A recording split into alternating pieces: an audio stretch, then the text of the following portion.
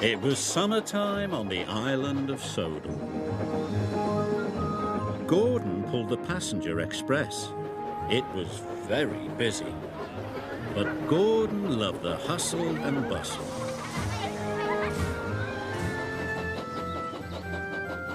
Henry hauled trucks in the forest. He loved the peace and quiet, but he didn't see many people. Sometimes working in the forest could be very lonely. Later, Henry pulled into Knapford Station. He was delighted to see all the passengers.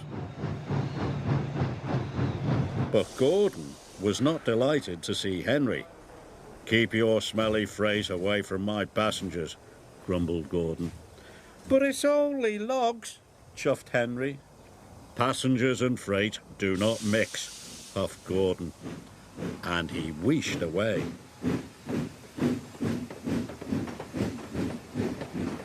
Henry watched the express leave the station. "I'd like to pull passengers," sighed Henry, "just for a change."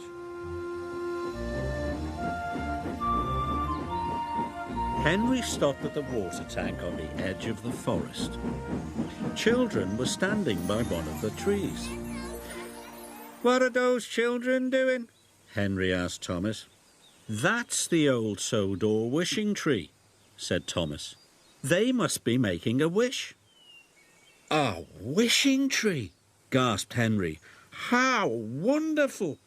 Do you think it would make my wish come true?" asked Henry. "It might," said Thomas, and he puffed away. Henry rolled up to the wishing tree. He took a deep breath and made a wish as hard as he could. "I wish I could pull the express instead of Gordon," he said. That evening, the Fat Controller came to see Henry. "Tomorrow you will pull the express," he said. "Thank you, sir," said Henry happily. His wish had come true. The next morning, Henry chuffed cheerfully into Knapford Station. When his passengers were on board, Henry blew his whistle and pulled out of the station. But Henry puffed too quickly. "Go gently," called his driver. "You can bump freight, but you can't bump passengers." "Sorry," puffed Henry. Henry puffed proudly through the countryside. "Pulling passengers is a grand job," he said. Gordon was in the repair yard. He was being fitted with a new boiler. But Gordon felt lonely. He was missing his passengers. The passengers were missing Gordon too. They were having the bounciest, bumpiest ride they had ever had.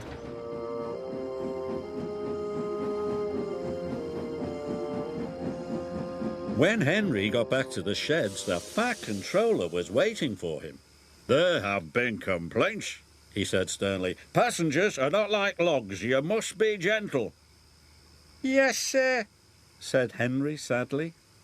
Being gentle was very difficult. Then Henry saw Gordon. He was looking miserable. "My wish has made Gordon go to the repair yard," gasped Henry. This made Henry feel very bad.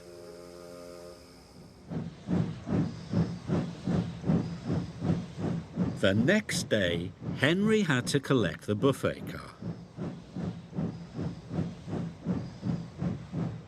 He tried his best to be gentle, but he shunted the buffet car so hard everything flew into the air. There were more complaints than ever. Henry didn't want to pull passengers anymore. He wanted to wish everything back to normal.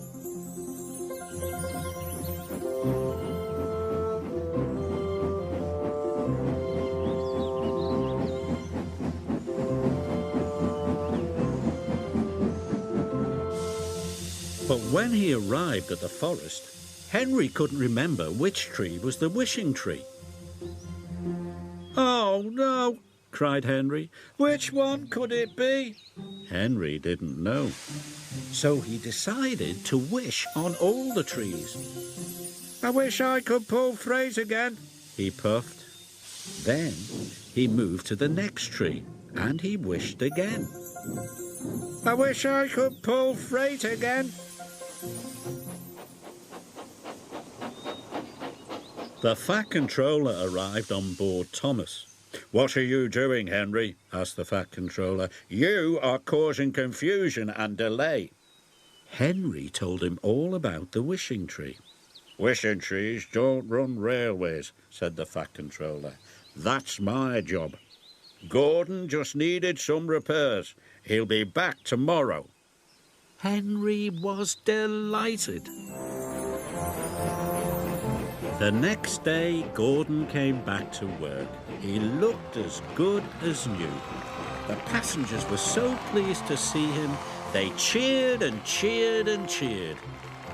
Gordon beamed happily for the rest of the day. Henry was happy to be back in the peace and quiet of the forest. At the end of the day, he stopped near the wishing tree. And even though the Fat Controller had told him trees don't run railways, Henry wished he would never have to pull passengers ever again. Just in case.